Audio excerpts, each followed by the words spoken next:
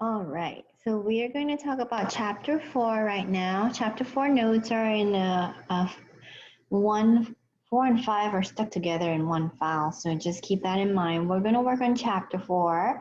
Chapter 4 is over chemical reactions and chemical quantities, so we're talking about stoichiometry here.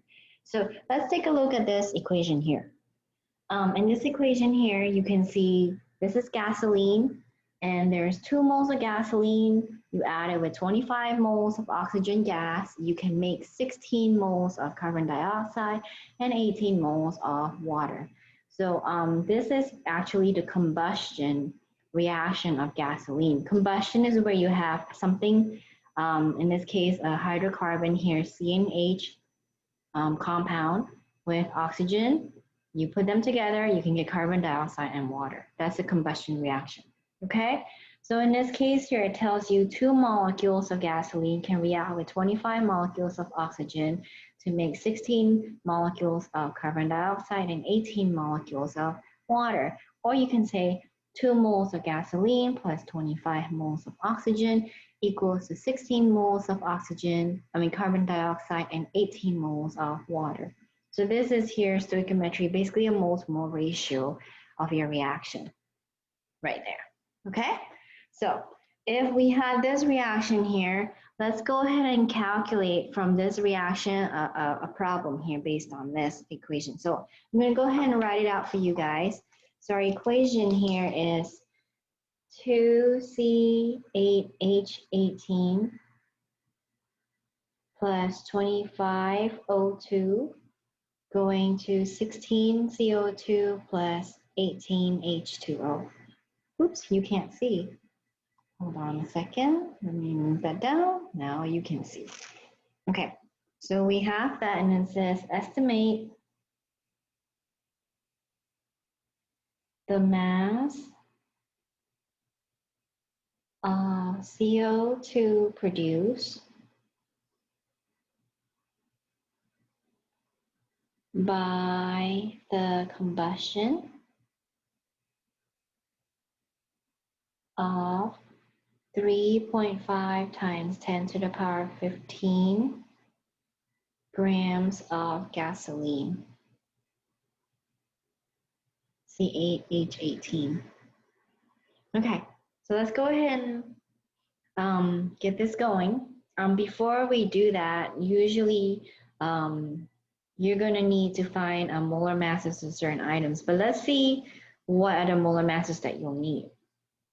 So I have gasoline here, and I want to go ahead and convert gasoline from grams to moles, so I will need the molar mass of CH18. Okay, we'll need to find that. Once you get moles of gasoline, you know that 2 moles of gasoline will react with 25 oxygen to make 16 carbon dioxide. So they're asking for carbon dioxide. So you want to go from 2 moles of gasoline to 16 moles of carbon dioxide. Okay, once you get moles of carbon dioxide, you do want to go ahead and convert carbon dioxide back to mass. So you will need the molar mass of carbon dioxide as well. So for C8H18 is 114.22 grams per mole. You can look this up on the periodic table, calculate it. And carbon dioxide is 44.01 grams per mole. Okay, so now that we have our values, our target goal is basically grams of C8H18, turn it to moles of C8H18. I know the mole to mole ratio of this to C8H18 to CO2, so I can get moles of CO2, and then I can turn it back to grams of CO2. So that's the idea of our math here. So let's go ahead and get started. 3.5 times 10 to the power 15 grams of C8H18 is where we start. And then I start my math. Oops, sorry, I just drew a line like that. And then we go 1 mole of gasoline is going to weigh 114.22 grams. And then we know the mole ratio. We cancel out grams here. 2 moles of C8H18 is going to 16 moles of CO2. Okay, how do I know this 2 and 16 is from my equation right there? You just copy the coefficient number down. That's the mole to mole ratio. Once you do that, you can get the moles to change it back to grams, and 1 mole is 44.01 grams of CO2. Put this in your calculator. On the top, multiply, on the bottom, divide. You get 1.1 times 10 to the power 16 grams of CO2. Okay, so that's how we're going to use equations to help us with stoichiometry. So let's try another problem. Now, the next problem we have is got to do with photosynthesis. So 6 CO2 plus 6 water goes to 6 oxygen plus C6H12O6. Okay, a plant consumes 37.8 grams of CO2 in a week. Assuming there is enough water, what mass of glucose in grams can the plant synthesize?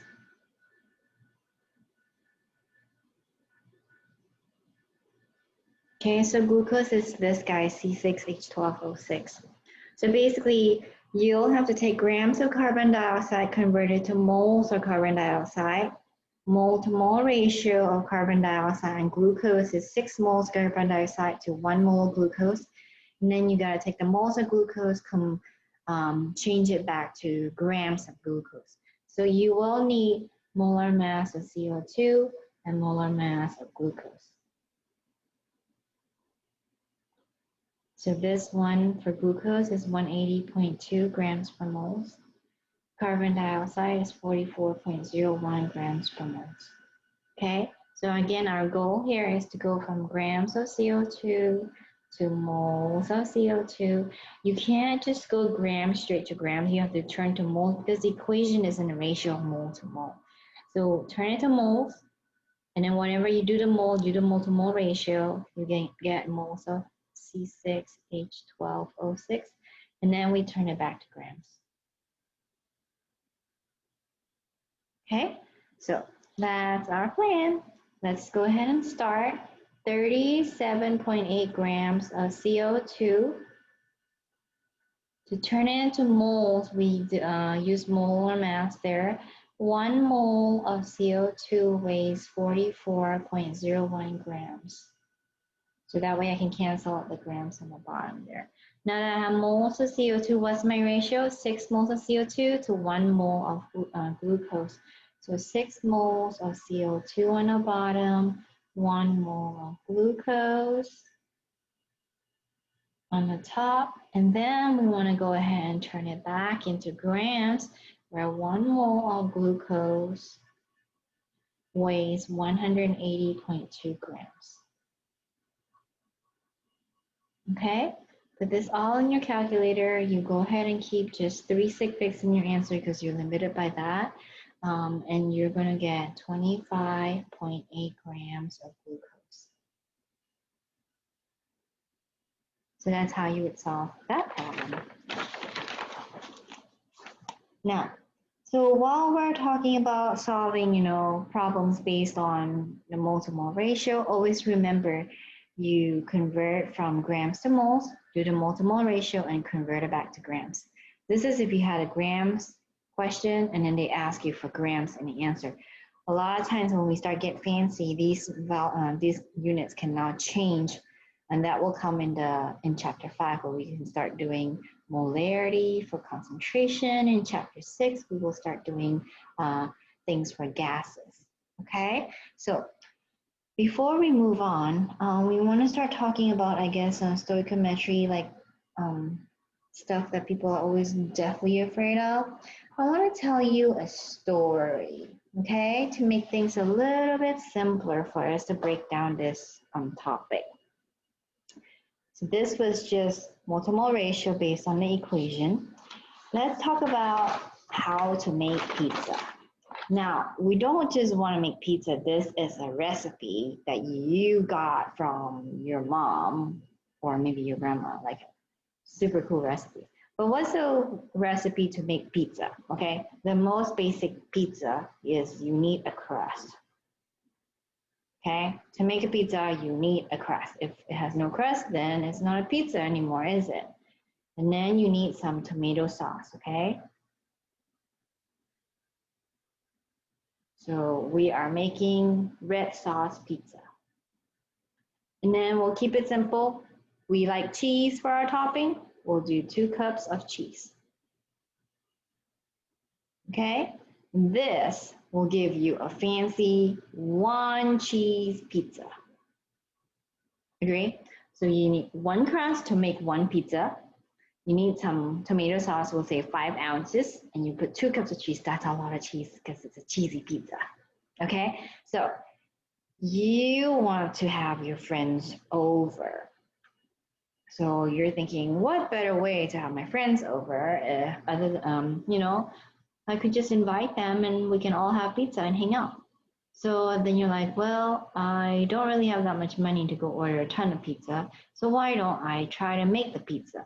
And you're like, well, I don't have ingredients in my kitchen, but whose kitchen can I go raid to get ingredients to make pizza?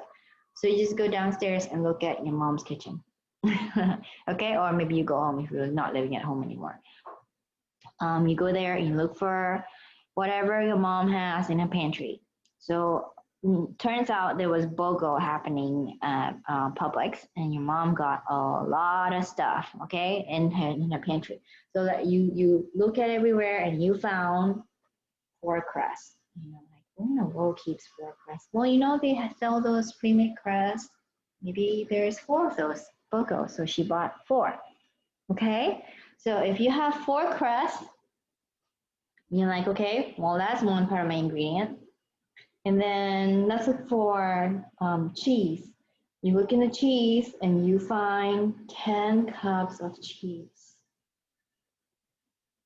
You look in the fridge, you find cheese, 10 cups of cheese, because it was BOGO and your mom bought a lot, and each bag is like 2 cups of cheese. So that's like 5 bags right there. Okay, lots of cheese. And then let's look for tomato sauce. I guess tomato sauce wasn't on BOGO and your mom is running through it. So you only found 15 ounces of tomato sauce. Okay, so not a lot, but you have the ingredients to make pizza. Let's see how many pizzas you can make. Okay, based on this here, can you tell me how many pizzas you're gonna end up making?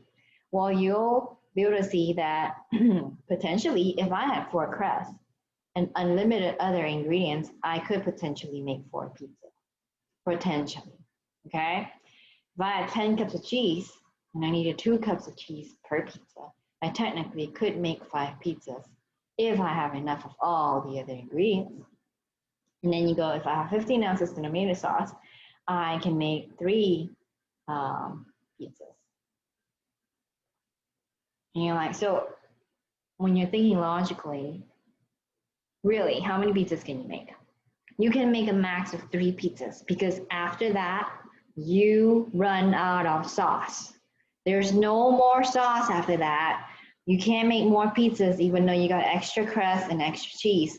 I guess you can make cheesy bread, but that's not pizza anymore because there's no sauce, okay? So in this case here, pizzas is 3 right here. Now, so if you were to look at this as a chemical reaction, these are your reactants here, these are your ratios, right? And I say, look, I have so much of these ingredients here in my reactants. This is what's possibly, potentially could be made from every reactant. But which one are you stuck at? You're stuck at the smallest number, because once you make the smallest amount of pizza, you run out of sauce. This 3 pizzas here is called your theoretical yield, because that's how much you can possibly make. After that, you run out of sauce, because all the sauce is gone after you make 3 pizzas. So the stuff that you run out of is called what? The limiting reactant. Okay, what about the extra stuff? This stuff is extra, right? So extra stuff is called excess reactants. Okay, so here's the idea here. Well, you can tell me based on this recipe, I need 1 crust, 5 ounces tomato sauce, 2 cups of cheese to make a pizza. So I knew I could only make up to 3 pizzas because 4 and 5 are impossible. After I make 3 pizzas, I have no more sauce to keep going. Okay, so that's why I call this my limiting reactant. The stuff that you run out of, that's the limiting reactant. And the max pizza that you can make is actually the smallest amount of pizza possible in this list here. So that's your theoretical yield. So my question is, how many crusts is left over if you only make 3 pizzas? You'll figure out that, well, I used 3 of them to make 3 pizzas, so I have 1 crust left. Agree? All right. And then if I have 10 cups of cheese and I made 3 pizzas, I still have 3 pizzas will mean 6 cups of cheese. I still have 4 cups left over. Okay. So the idea is if I wanted to find how much excess reactant remains, we find out how much of each reactant was used up. Okay? We find out how much was used up because we say I used up 3 crusts and I have 1 left over. And then you say 4 crusts minus 3 used up crusts. I have 1 crust left over. Okay? And the same idea here is that I have 10 cups of cheese to begin with. And then if I know I'm making 3 pizzas, I'm going to end up using 1 crust is to 2 cups of cheese, 3 crusts, 3 pizzas is to 6 cups of cheese. You can't see. 3 pizzas is to 6 cups of cheese. So I'm going to use up 6 used up cups of cheese. So I have 4 cups of cheese left over. Okay, so basically you just figure out how much you used up and you'll find the leftover. And then you make your 3 pizzas. Now you got all these extra stuff. I guess you could go ahead and make some cheesy bread or something, or just put it back in the fridge or pantry, wherever it belonged, okay? Now, we make 3 pizzas and you're so excited because you have 3 pizzas to be made. You know, 3 pizzas can feed quite a few people. So you start, you put them in the oven. So the oven's not that big. You can put 2 at a time. So you figure you put 2 pizzas in right now, okay? You put 2 pizzas in the oven and then you go and call your friends, but you set a timer, but you're up there in your room and you can't hear the timer go off. And before you know it, the timer went off, you're still on the phone talking to your friend about what kind of movie you guys want to watch when they come over, and you burnt your 2 pizzas. Okay, so you're like, oh my gosh. So out of the 3 pizzas, okay, that's my theoretical yield, right? You burned 2 of them. And you're like, oh, come on.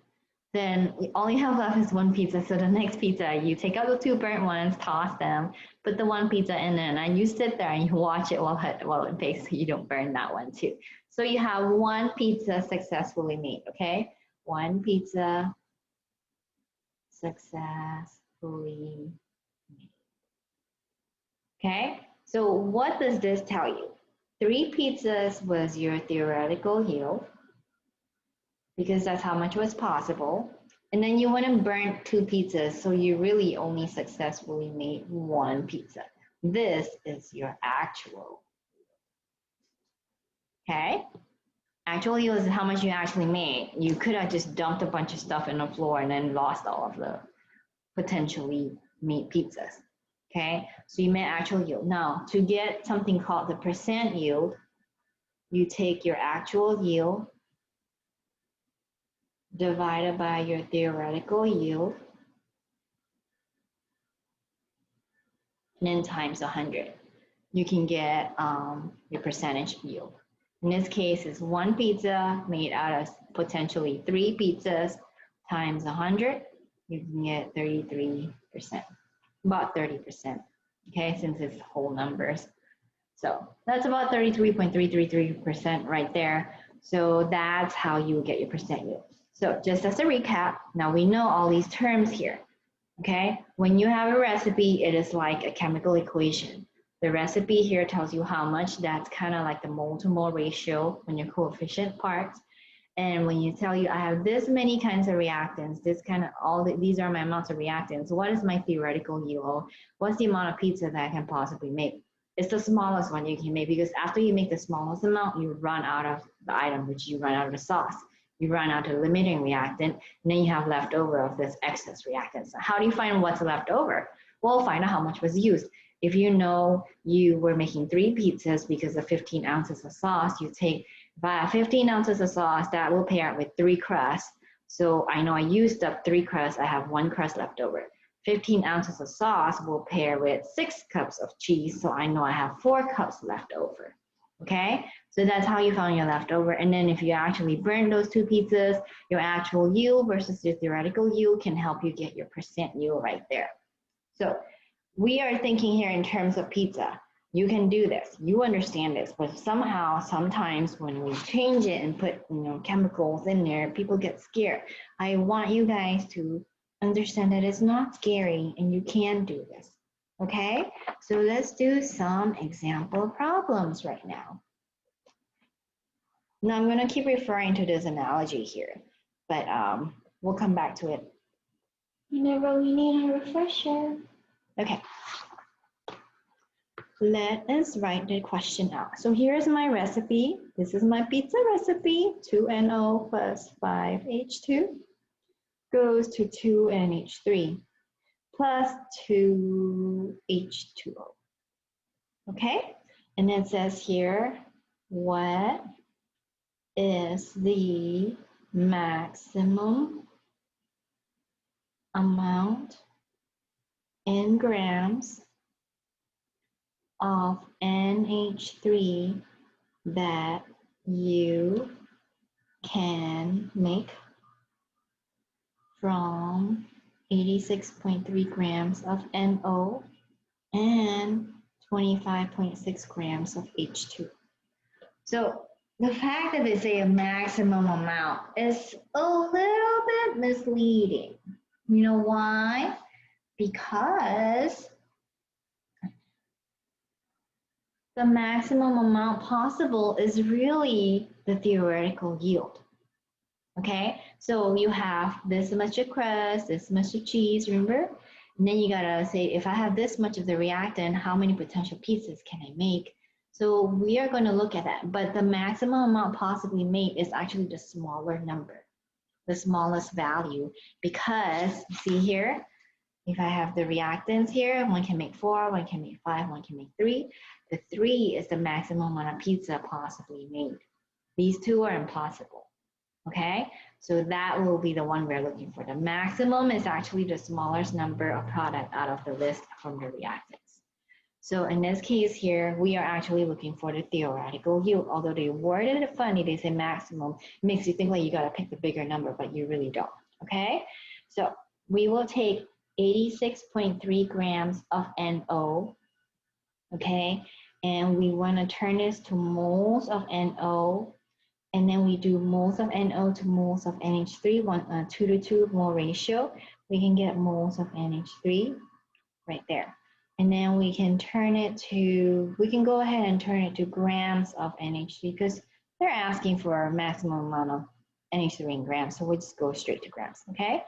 And then I can go ahead and do the same thing with hydrogen. We take 25.6 grams of H2 goes to moles of H2. And then you take the H2 mole ratio to ammonia ratio, you can get it to moles of NH3, and then we can get it to grams of NH3. Now remember, which one are we gonna pick? The smaller gram of NH3 because that's the maximum amount. After you make the smaller gram, you run out of that stuff you used, okay? So that's what we're going to do. So let's go ahead and work on it. You'll have to find a molar mass for NO and NH3 and also H2 from the periodic table, okay? So over here, 86.3 grams of NO. Molar mass of NO is 30.01 grams of NO. 1 mole NO right here. Okay, so I have that. I'm going to turn it to moles. Cancel all the grams. I have moles. Then we want to do the mole to mole here. So moles of NO to moles of ammonia is 2 moles of NO, 2 moles of ammonia. That goes there. And then we want to turn it to grams of ammonia. 1 mole of ammonia weighs 17.03 grams. Okay, you have that. You look for the molar masses and you get that. You can get grams over here. This one says 49.0 grams ammonia. Now, that's one answer. Don't circle it yet, because if it's a multiple choice, don't be circling the first answer you see, because we got more to do. We got to do this one too and compare. So let's do that next line. 25.6 grams of H2 is, we're going to go ahead and turn it to moles. 1 mole of H2 is 2.02 grams of H2. And then we do the mole to mole ratio, 5 moles of H2 to 2 moles of ammonia. 5 moles of H2, 2 moles of ammonia. And then we turn it to grams. 1 mole of ammonia has 17.03 grams of ammonia. So then you will get this one as 86.3 grams of ammonia. So this is like the 5 pizzas, and this one's like the 3 pizzas. You will pick a maximum of 3 pizza potentially made, okay? Because after you make 49 grams of ammonia, you run out of NO. There's no more NO to keep going. You can't make any more. So this here is impossible. So our theoretical yield, which is the answer for A, is 49.0 grams of ammonia. Remember, what's NO here? This is your limiting reactant or reagent, sometimes they call it. And this one would be your excess reactant. Okay, now part B, it says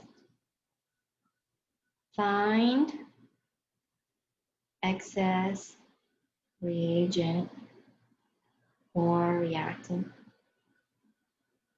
and how many grams of it remains. So basically we're finding how much cheese is left over. You gotta find out how much is used up first, right? So you started off with 25.6 grams of H2.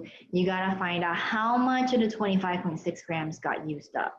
You know all of 86.3 grams got used up, okay? If you know all of this got used up, find out how much of it pairs with H2, and that's how much is used up. So you take 86.3 grams of NO, turn it to moles of NO, and then you find out the mole to mole ratio NO to H2, you can get moles of H2 used. So this is moles of NO used, moles of H2 used, because all the grams of H2 was used up. Once you find the moles of H2 used, you can get grams of H2 used, and then you can subtract that out from 25.6 because that's what you started off with. Okay, you should have some left over by then. So let's go ahead and work that out. 86.3 grams of NO. Turn it to moles first. So 1 mole of NO is 30.01 grams.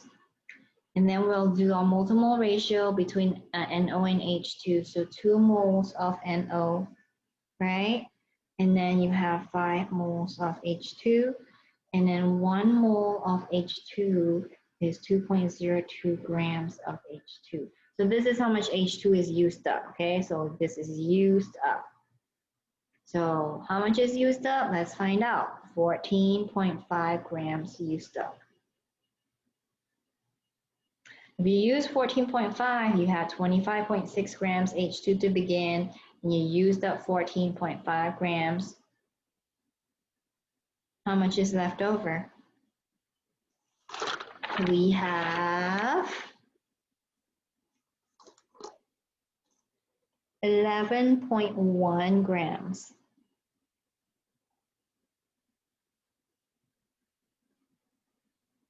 Okay, so that's that part. So a lot of the times, they won't spell out step by step. Sometimes they'll give you the equation and they say you have 86.3 grams NO, 25.6 grams of H2. Find the excess reactant and how much of it is left over. They won't guide you to figure out who's the excess and limiting. They just straight up ask for part B. So you still can do it, okay? But I'm showing you, like, a lot of times you look for the theoretical yield, because once you do that, you find out who's limiting, who's excess, and then from there you can find out how much of the excess is left over. Now, it says here, part C, if we made 30.0 grams of NH3, what's the percent yield?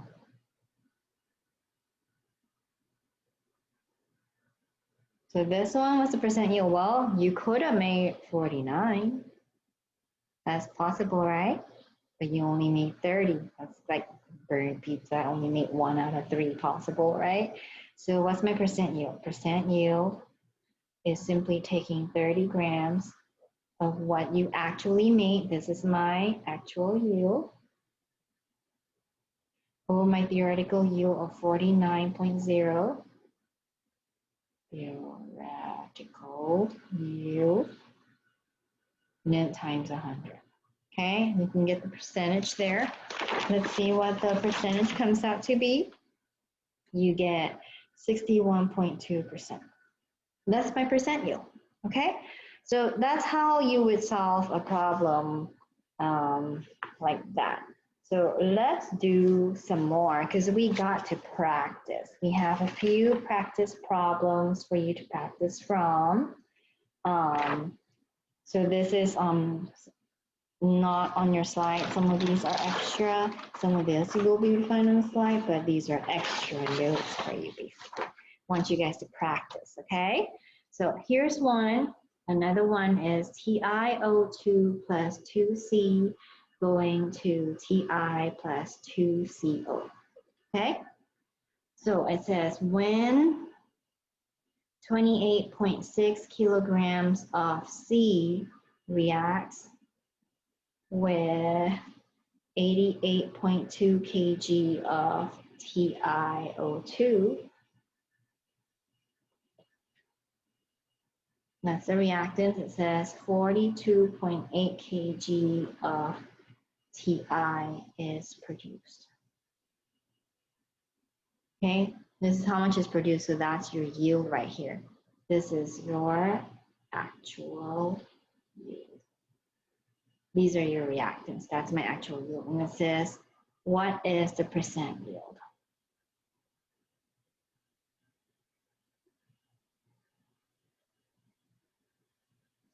So the percent yield here, you'll have to calculate the theoretical yield first, because you have the actual yield, you need the theoretical yield.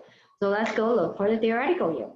So how do you do that? You take 28.6 kg of C, turn it to grams of C, turn it to moles of C, and then we'll find out moles of Ti, mole to mole ratio.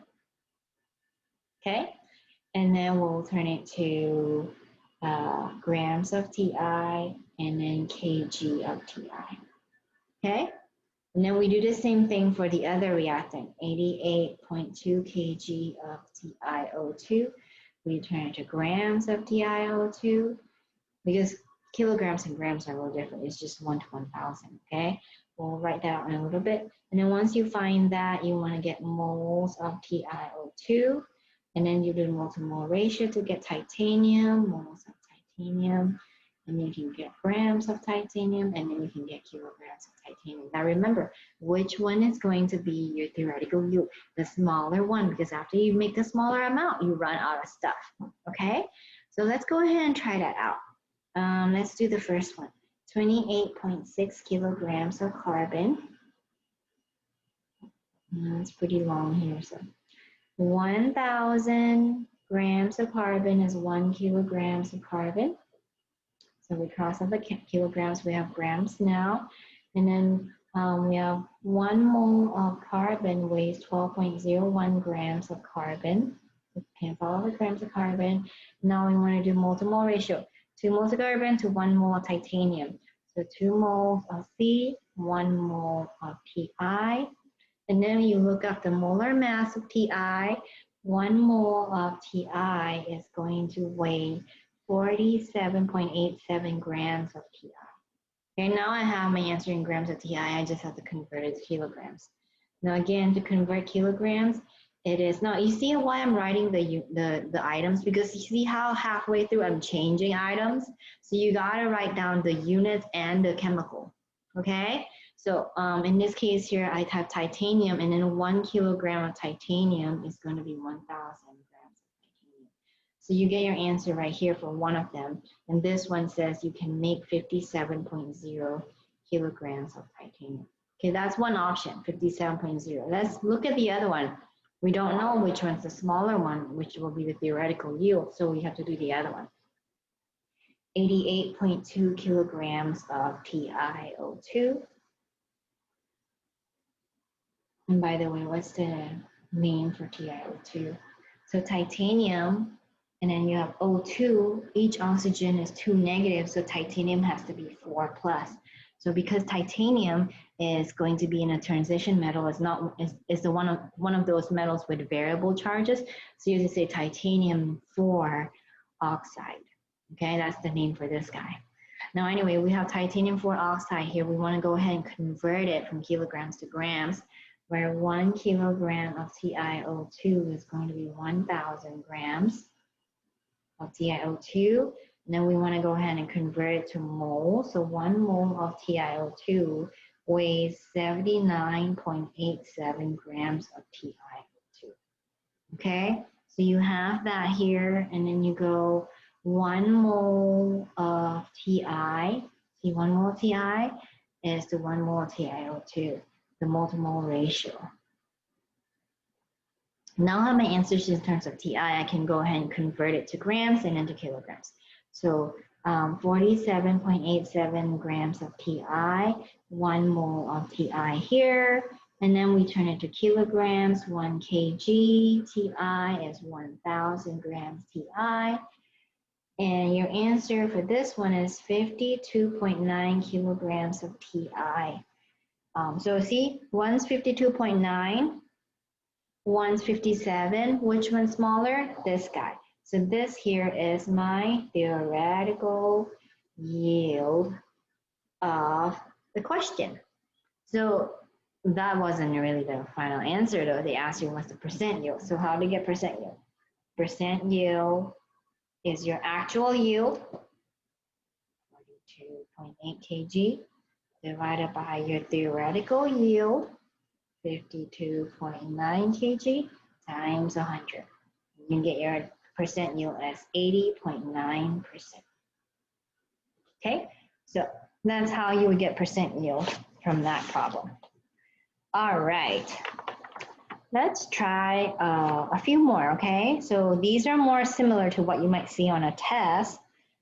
And sometimes it's not always a bunch of calculations. Sometimes you can, there's not a whole bunch of math.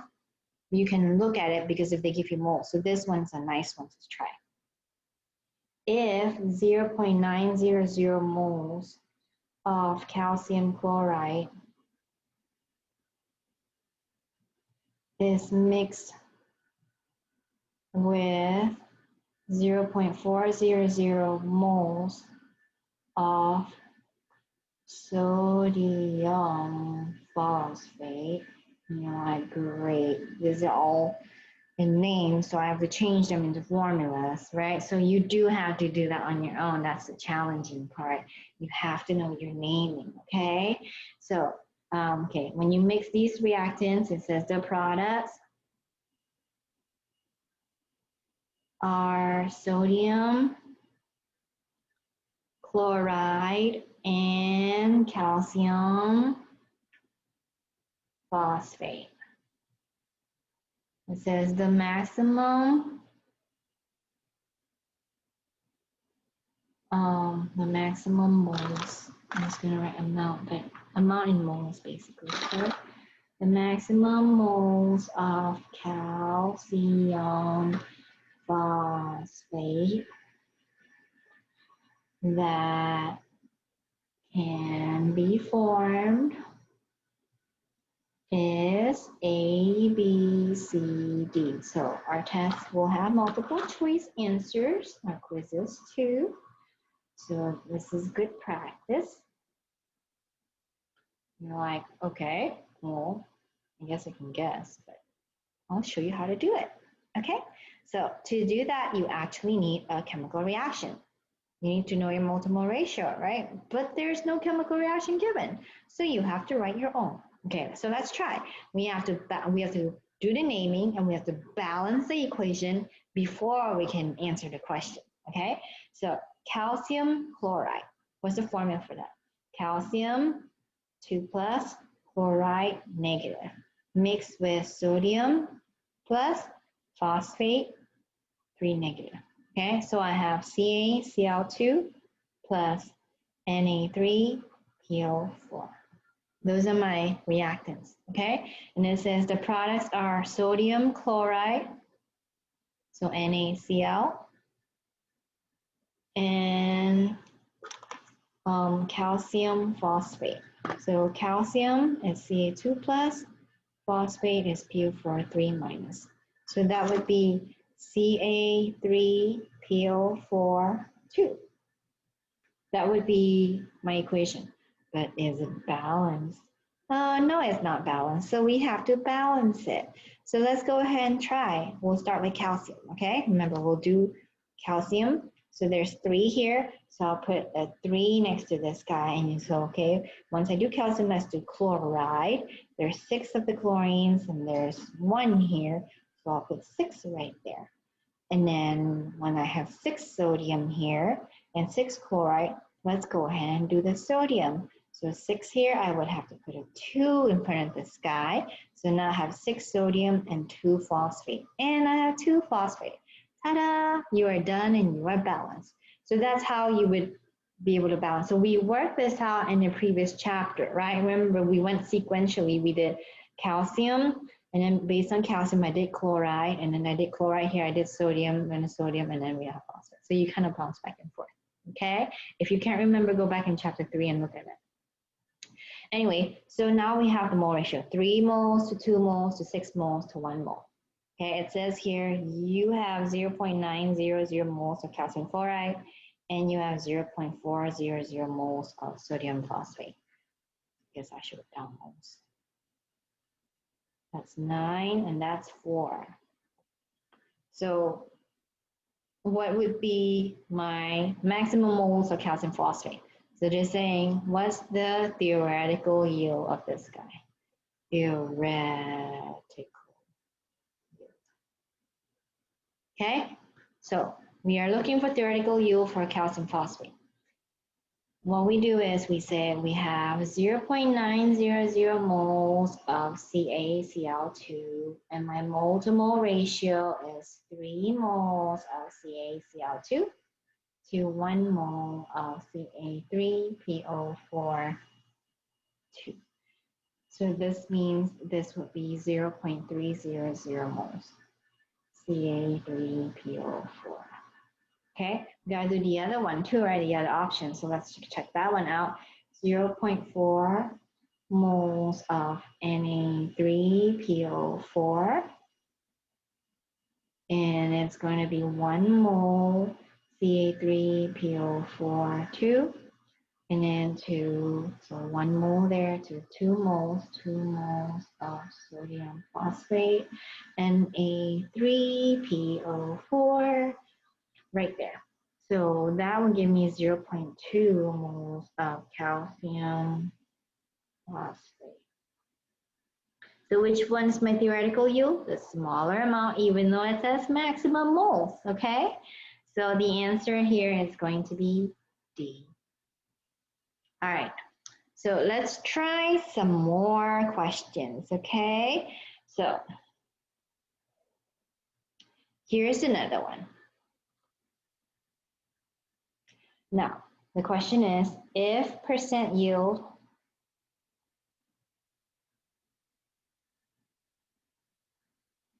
for for the following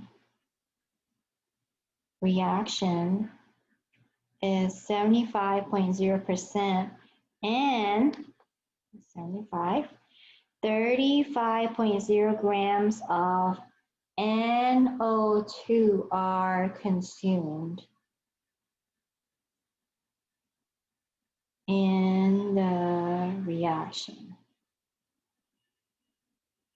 How many grams of HNO3 will actually be produced? So they're saying what's the theoretical yield will actually be produced? What's my HNO3? So obviously I gotta give you the equation here. The equation is gonna be 3NO2 plus H2O goes to 2HNO3 plus NO. Okay, so they're saying 35 grams of NO2 is used, and they're saying how much of this can you make? But how much of it can you make? And then say that, when you do this, the regular calculation, you're actually calculating theoretical yield, but they gave you percent yield here, right? So you have to get the theoretical yield first and then back it down from the theoretical yield to the actual yield. So actually here, first refers to what you actually made, but from your equation here, you can calculate the theoretical yield, okay? So basically what we're gonna do is say, to find the theoretical yield, so find theoretical yield first, okay? And then use 75% yield to get actual yield, okay? So what's the theoretical yield if you have that guy? Well, they didn't mention anything about water. We assume we have excess of water, okay? So we go to NO2. So we have 35.0 grams of NO2 here. And we want to go ahead and turn it to moles. So 1 mole of NO2 is going to weigh 46.01 grams of NO2. So you'll be able to calculate this from your periodic table. And you go, well, what's the mole-to-mole ratio? 3 moles of NO2 to NH3, so 2 moles of NH3, HNO3. HNO3 is to 3 moles of NO2. Okay, right there. And then I can get the grams of it because they were asking for grams anyway. So 1 mole of HNO3 is going to weigh 63.01 grams. Okay, so this here is going to be my theoretical yield, okay? So when you put this in, our theoretical yield ends up being 32.0 grams HNO3, okay? That's my theoretical yield. Now, percent yield equals to actual yield over theoretical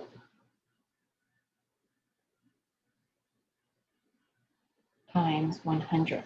So percent yield is 75.0. We're looking for actual yield. Theoretical yield is 32.0 grams times 100. Okay, so we'll look for the missing piece. And your missing piece here is going to be, you just have to do a little bit algebra from here. So you just take 75 and then times 32 divided by 100. Okay, you guys see that? So I'm going to write it out, okay? So it's 75.0%, and then you want to multiply with 32, and then 100%, okay? So this is just based on the formula. I just rearranged it over here. So your actual yield is going to be 24.0 grams.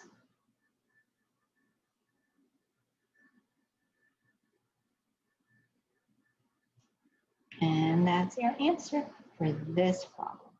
Okay, so basically you need to be able to kind of use the percent yield here for your calculations. Now, I want to show you another type of problem here, okay? Last one here before we go to chapter 5 when we talk about molarity. So if you have questions, make sure you ask. Practice doing this kind of problems. Let's do another problem here. It says here, if percent yield is 80% or 80.0%, okay? Oops, let me erase that and write it nicely. 80.0%. How many grams of SI is needed to make 100 grams of CR by the reaction 3Si plus 2Cr2O3 goes to 3SiO2 plus 4Cr. Assume excess chromium 3 oxide. That's that guy, okay? So how many grams of Si is needed to make 100 grams? So again, we got to think, okay, they told us what percent yield is. Percent yield is 80.0%. That equals to actual yield. This is actual yield right here, right? So actual yield is 100 grams over theoretical yield. We don't know what it is. We will need theoretical yield to calculate the next step times 100. Okay, so that's how we would get that. So we need to go ahead and get the theoretical yield out. So to get the theoretical yield of CR, okay, you would have to take 100 grams CR, and then you want to divide it by 80%, and on the top is going to be 100%. Okay, so we just basically are looking for this part here, solving it algebraically. So you just got to remember we're going to solve it here. So in this case here, you are going to be getting 125.0 grams of chromium as theoretical yield. Now that you have theoretical yield, you can calculate it the way you used to, okay? So basically, every time they give you percent yield, you have to fill in the pieces and get the theoretical yield from it because they'll give you the actual yield in this case.